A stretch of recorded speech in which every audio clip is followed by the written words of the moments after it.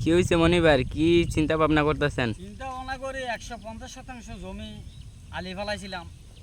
তো এখন পানি যে গতি দেখতেছি, মানুষ খাইয়েই বাঁচত না, বহুত আতঙ্কের ভিতরে আছে। কি দান লাগাইব? তো আমার তো এনে প্রায় 1.5 লক্ষ টাকা বিক্রি আলুলি যে আলিগুলো আমি ফালাইছি।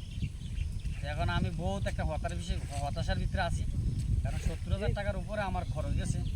তো এখন আমার কান্দা ছাড়া আর উপায় নাই, কারণ আমি অনেকটাই ক্ষতিগ্রস্ত হয়েছি। তো আমি ডক্টর ইউনূস, এই বর্তমান যে সরকার, ওনার কাছে আমি আকুল আবেদন জানাই যাতে আমার এই ভিডিওটা জানি ওনার কাছে যায়।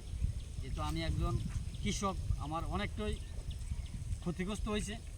তো যার কারণে আমি ডক্টর ইউনূসের বরাবর একটা দরখাস্ত লিখতে চাই, যাতে ওনা আমার এই ভিডিওটা দেখে আমার কিছু ক্ষতিগ্রস্ত পূরণ করে।